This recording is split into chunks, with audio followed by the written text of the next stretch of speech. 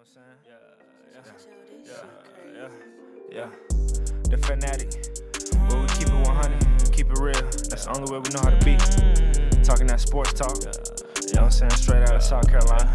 Upstate, A64. Yeah. The FANATTIC. The fanatic where we keep it OG. We talking sports, so I call what I Welcome into the Fanatic Sports Channel for sports fans by a sports fan. It's your man, Coach I. All right, man, we got my guy on air with Mike from the Air Raid Podcast, man. They're here to talk Oklahoma Sooners season preview. What's going on, Mike?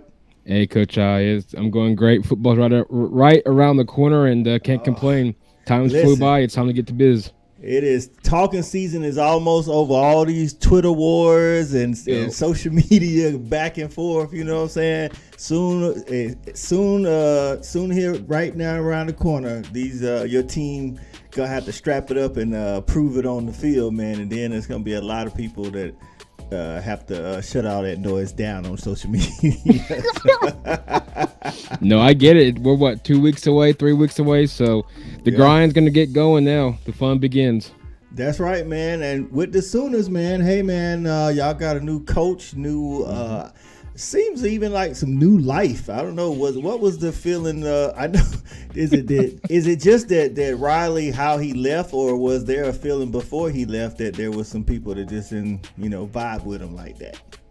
Well, Spencer Rattler, and it's interesting you brought that up. Spencer Rattler, of course, now the South Carolina quarterback, came out after he, of course, committed to South Carolina, stating that the locker room at Oklahoma had a different vibe, whether or not there was some tension. I'm not going to go into more in depth, but more tension that we obviously dealt with here a few days ago with Gundy. I don't know if that took place or not, but I think the way that Lincoln Riley left Oklahoma, of course, the first time that Oklahoma had to literally voluntarily have a coach to leave. And that was Chuck Fairbanks back in the, I think, the early 70s. So you look at Oklahoma, I think Brent Venables gives them new life. And I think in their own word of a Jesus, so to speak, even though he's not, obviously, but nonetheless, it gives life to Oklahoma. I think kind of give them hope that maybe the bright future is right ahead. Of course, after what Lincoln Riley did back in December and or I guess end of November, early December. So I would say new hope. I think it's new hope. A lot of excitement here in Norman, and we'll see what happens this year. Okay, man. You brought up Spencer Rattler, man. We can talk some key losses and returners. He's one of them. He did make the comment about not being in a toxic environment. I live here in South Carolina. I just read that as, sometimes players need a new environment. Sometimes the environment isn't as bad as they make it, but who knows what really goes on in the locker room, like you said earlier.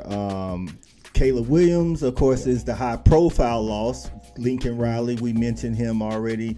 Mario Williams, you guys lost him, but you guys got some additions too, you know what I'm saying? So I think I had down you guys got Dylan Gabriel at quarterback, and at one point in time at UCF, I think he might have been like dark horse Heisman candidate. You got a transfer from Pitt at quarterback, Davis Bevel.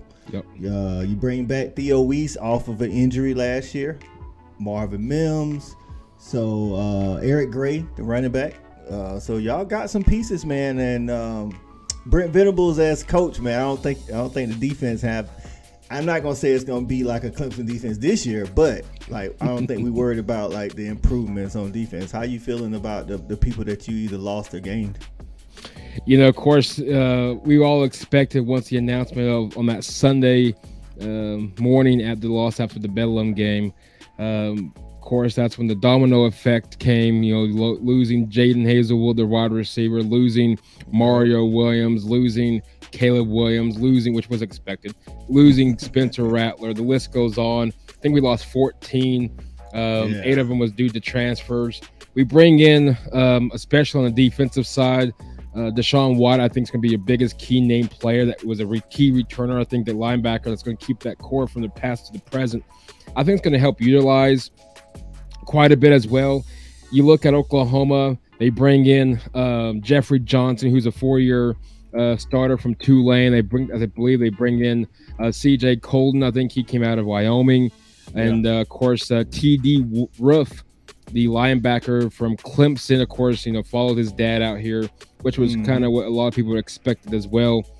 You look at the defensive side, probably not this year. I would expect hopefully some improvements. Nonetheless, of course, Oklahoma in the last, I say, probably 4 or 5 years, even under Lincoln Riley, probably later into Bob Stoops' towards the end of his tenure at Oklahoma. The defense has really been a struggle for Oklahoma. So hopefully this year we see, hopefully Jalen Redmond can stay healthy, the defensive end or even defensive tackle can stay healthy this year. Reggie Grimes is another one I expect big things out of. And of course, DJ Graham, hey, you can't go wrong with him back in the corner. Overall, I like what Brent Venables is doing defensively, bringing in, of course, Ted Roof, of course, as the new defensive coordinator. I expect some improvement. I don't think you're going to see much this year, but offensively, I think it's going to be the really biggest issue, or not really issue, but really curious. Like you mentioned earlier, Dylan Gabriel, the quarterback out of UCF, coming in. They bring it in and bolstered up the offensive line. McCade, I think it's McTower. I hope I'm not butchering it too bad, but the offensive lineman out of Cal. Of course, Eric Gray, he had a solid year, but not really impressive. Of course, from out of Tennessee. Marcus Major, I expect big things, but look out for freshman Javonte Barnes. I really like this kid out of high school. I could see him probably not starting, but he's going to get a lot of reps, I think, offensively. Marvin Mims, but we'll see. We'll see what happens. Well, Jeff Lebby, good thing Jeff Lebby and Dylan Gabriel have some history from UCF, from their time at UCF. That's good. Like you say, Eric Gray was kind of underwhelming last year, but the offensive line, I think, is the biggest. I think the bigger question, I would say. I don't know who's the biggest, but one of the bigger questions, because you guys gave up 33 sacks last year. So no quarterback is going to do great things behind that. And if they're that bad in pass, they couldn't have been that great in run blocking. So hopefully Jeff Lebby and the offensive staff can come in and solidify with some of those names that you mentioned earlier, because that's where I think you guys are gonna make or break on offense. You know what I'm saying? I think if Dylan Gabriel stays healthy, of course, health is always a key. Let's look at some key games in the schedule, man. We already know every year Oklahoma, Texas is always a key game. You played Nebraska at the beginning of the season last year. You got them third game this year. You do have 2 warm-up games before them, though, and you got to go to Nebraska. Now, last year it was a decently close game. I think closer than most Sooner fans wouldn't like. So, what you thinking about traveling to Lincoln this year? My co-host Jamie, she's a diehard Nebraska. This is going to be interesting. I really believe. I think I mentioned on last night's show, but I, not trying to blast Nebraska, but realistically, this is really going to be a huge game. We're going to find out where Lincoln Riley. We're going to find out where Brent Venables already is as a head coach, where his team is at on the road. First true test on the road. But even more so on the Nebraska side, you got Scott Frost, of course, on the hot seat. Blazing seat. Yeah, his seat is beyond hot at this point. This could be, again, I'm kind of sliding in as a friendly trash talk, but this could be a game where if Oklahoma happens to win in Lincoln, Scott Frost could be fired the next day. However, I'm going to stick to my guns. I will give Nebraska the win simply because of the inexperience on the Oklahoma side on the road. Nebraska has a lot to prove, and I think they're going to be hyped up knowing that they could have won in Norman just a year ago. So, excuse me, Nebraska lost a lot of close games this year. I think the experience will help them, and I wouldn't be surprised for a Nebraska game. You mentioned Texas, of course, October 8th against Texas. The game that really concerns me, September 24th, Kansas State. Kansas State brings back a lot of people. Yeah, you guys had a close game against them last year, too. And Kansas State has our number. I can't think of the coach's name from North Dakota State that came down, but he's right on perfect, literally perfect with Oklahoma. So that game a little concerns me, of course. And then Baylor, I think, is going to be a tough one. And, of course, Bedlam. In Norman this year. Of course, Oklahoma's trying to revenge that loss last year. Whether or not OU fans, if we thought it was a conspiracy theory that Lincoln Riley literally lost it for us. Who knows? I don't know. Yeah.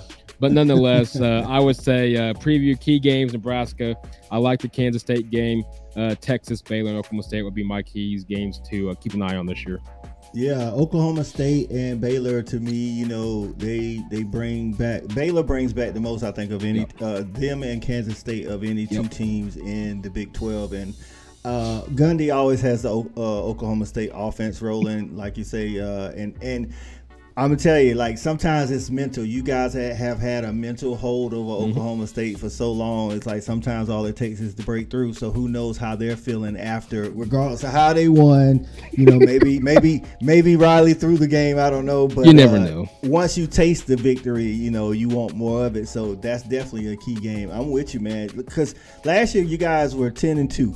And then you beat Oregon in the Alamo Bowl, but like 6 of those games was close to Nebraska, West Virginia, and you guys actually have to go to Kansas. Yeah, Tulane.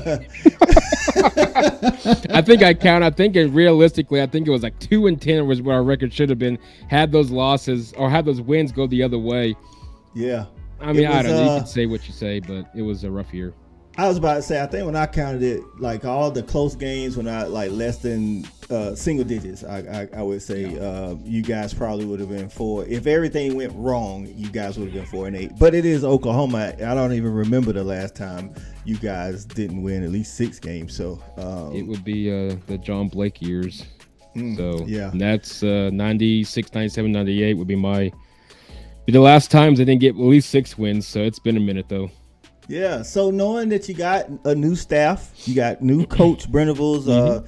He's new as a head coach, but he's not new to Oklahoma because he was there the first time around with Bob, Big Game Bob, and he's always been a great defensive mind. The thing is, can he be the CEO? That's the biggest question. He's made some good hires, Jeff Levy, Ted Roof. What's the expectation that you get in the field from the OU fan base, man, for Brent Venables? Because one thing people don't understand is most first-time head coaches at a new program where they didn't coach before the previous year tend to not do as good as the previous year if that school was good. Oklahoma was good if you're talking about the record. So what is a good season and what is, hey, man, we can't have that here? Oh boy, that talk about a tough one. No, put me on the spot. No, I like the expectations for Brent Venables this year. I think it's really setting the tone for the program moving forward. I don't know if you would. I'm sure you would find one, probably about 4 or 5 handful of OU fans like, 12-0. Yeah, we'll see about that one this year, but yeah, let's get kind of realistic. I think the first year for Brent Venables, I think is really setting the tone, seeing who still wants to play for Oklahoma and who doesn't. And I think if the ones that don't want to be here, I think he's gonna. I think Mike and Coach Smitty, I think they're literally gonna run them off or force them to where they hit the transfer portal. I think Brent Venables is still trying to get that feel of who wants to be at Oklahoma. And I think that's going to be the feel. Expectations, obviously, like you mentioned, obviously, he's familiar with Oklahoma, being the defensive coordinator for almost half of Bob Stoops' career. But, so obviously he knows the expectations as a head coach. Some people, aren't meant to be a head coach. I'm not saying he's not meant to be. Yeah. And some are preferably better coordinators. We see a lot in the NFL. But I would let this, if I could say 9-3, I still got them at 9-3 this year. Okay. I say 7 wins this year. Maybe let it slide, but I think this year, if you have another year at 7 or 8 wins next year, 24 approximately would be the SEC. I would be a little concerned at that point. Like, oh boy, we can barely get by 7-8 wins in the last 2 years of the Big 12. Next year the Big 12 literally is going to have all 12 teams back. Yeah. If he gets 7 or 8 wins this year, I'll kind of let it slide. If it repeats next year, I'll be a little concerned, assuming headed into 24 in the SEC, because obviously by experience the SEC is the best in the nation, and by far, if they can't compete the last 2 years of the Big 12, we got a lot of finding Jesus moments there, because that's gonna be a tough one. Well, the good thing is, like you say, you get one more year after this season in the Big 12, and typically the second year of any coach's stint at a new program, whether he has experience or not, is better than, like, leaps and bounds better than the first year, because now you know all his terminology, what he expects. And I think you made a great point, man. He's trying to figure out, and I think OU fans need to remember this through the season. He's trying to figure out who still really wants to be a Sooner, especially, not just the seniors, but like the freshmen. Like, do you really want to play here? Do you want to play for Brent Venables? Even the recruits, like, he's bringing that Clemson philosophy out where, hey, man, take all your visits, because once you commit to OU, like, no more visits type deal. And some recruits like it, some recruits don't, you know what I'm saying? So I think a lot of that, even the administration, you know what I'm saying? Like, I know Brent Venables was there before, but he wasn't the head coach. So who knows how it is when things can change when you're in charge. You know what I'm saying? Absolutely. And you made a good point real quick. And, like you said in press conference a few days ago, I want somebody I don't want them to commit here. I want them to commit on National Signing Day, because like he said, if you're committed, just like a marriage or any other relationship, if you're committed to that person. You're not committed to Alabama. You're not committed to Georgia or LSU, and the list goes on. So I think this year it's definitely the identity of Oklahoma football moving forward as they approach the SEC. Okay. With that said, man, I think you guys have, whether you think you're going to win the Big 12 or not, if you go by VegasInsider.com, the win totals say that you're going to have the most wins in the Big 12. Hey, man. You never know. I'm just saying that's how it was. So what we'll do is we'll go through the schedule, give a point for a win, give a half for a toss-up, and then, of course, none for actual if you think you're gonna lose. I'm gonna keep tracking. I'm gonna see if you match what Vegas said. I think Vegas is 10.5. Actually, no, not 10.5. I'm sorry, 9.5. All right. So of course UTEP, that's one. That's a win. Absolutely. Kent State's a win. That's definitely a win. All right, at Nebraska. I'm gonna stick to my guns. I think experience helps it out. I think Nebraska takes the win, so that'd be a loss for Oklahoma. All right, K-State back at home. Oh boy. I'm going to put this as a toss-up, because this is a really good Kansas State team. I think so, too. They got, what's his name, Deuce Vaughn. That is a running back, one of the best running backs in the nation. So then you go to TCU, who nobody seems to know anything about. They have no identity. I think they're going to miss Gary Patterson once it's all said and done. I think that's a W for Oklahoma. All right. And then you got the whatever they're calling it now, the Red River. The Red River, whatever. Rivalry, shootout, whatever it is, the BPC Texas game. State Fair of Texas game. I don't care what you call it. Exactly. I'm going to, oh, man. This is really, this game goes either way. Both teams can be winless. This team can be both undefeated. This game, stats goes out the window. Texas should have won the last 2 years. I'm gonna go be a homer. I'm gonna give Oklahoma the win on this one. All right, they got their number. And then you get some get back to play Kansas and play a little bit better, but you get them at home this year. So I would say that's a W, but boy, I hope we don't win by 4 again. I can't afford to lose that one again. I know, right? Like winning by 4 against Kansas. No disrespect, Kansas, but in the national perception, winning by 4 against Kansas is as bad as losing to Kansas.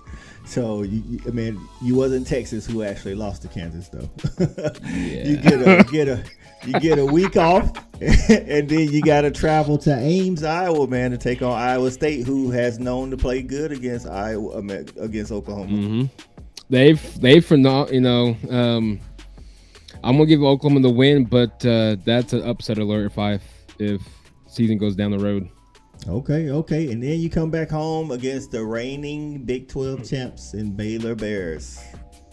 I like Baylor. I like where they're going. I think Oklahoma's gonna unfortunately struggle against this really talented team, and that's where I think Oklahoma falls to Baylor. Yep. I actually have Baylor in the Big 12 championship again, but anything can happen. So, all right. So, an interesting game where you have to travel to West Virginia, man. This is always an interesting game for us outside of Big 12 because you guys have to travel so far between schools. It makes no sense to me. It's what USC Trojans are going to experience playing in the Big 10. Exactly. They're not going to like going, 2,000 miles in the middle of November. So. I guess we got to get used to this. It can be the new college football realm. Yeah. West Virginia has yet to beat Oklahoma since they've entered the Big 12, and I think that streak continues. I think Oklahoma wins, takes care of the business. All right, and then you come back home, and I don't know why this game isn't the last game of the year. I wish it was, but it's Bedlam too.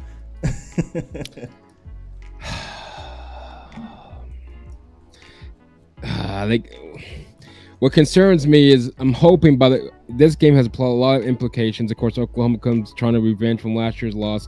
Oklahoma State's trying to show that maybe that wasn't a fluke. Who knows if it was or wasn't. This one's in Norman. Oklahoma State doesn't do well. However, I got to stick to my guns and my record from the beginning. Oklahoma State upsets Oklahoma and Norman. As much as I don't like saying that, but my God, OU fans, I can see that. OU fans, Coach I did not say that, okay? On air with Mike said that. So in the comments, be sure to specify who you Sooner Nation still love me. This season really, that game, another one. I should put a toss-up on that one. But, here's what's going to happen. They're either going to lose to Kansas State, beat Oklahoma State, or beat Kansas State and lose to Oklahoma State. I don't see them losing twice, but... I got you, but that's being realistic, man. OSU's defense I really like. Which a lot of people can't be realistic like that, man. Sometimes you just got to look at it. At least you won't have the disappointment somebody if that does come to fruition. So, in the last game of the season, man, you travel to Lubbock, the part of Texas nobody really wants to go to, and take on Texas Tech. Yeah, there ain't nothing out in West Texas. Oklahoma gets to win, but don't be surprised here in the next few years if Texas Tech is competitive in the Big 12 and the new Big 12. But I do have Oklahoma, and like you mentioned earlier, Oklahoma and Baylor for the Big 12 championship.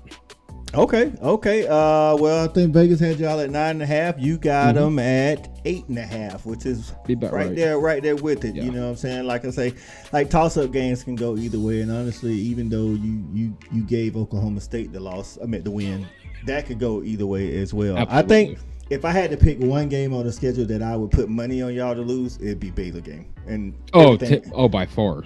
You know what I'm saying? K-State, like you say, K-State, Nebraska, those could be toss-ups or whatever, but Baylor's just bringing back a lot. I'm not saying that you guys can't beat them, but because who knows? It's in the second half of the season. Maybe Brent Venables has it going.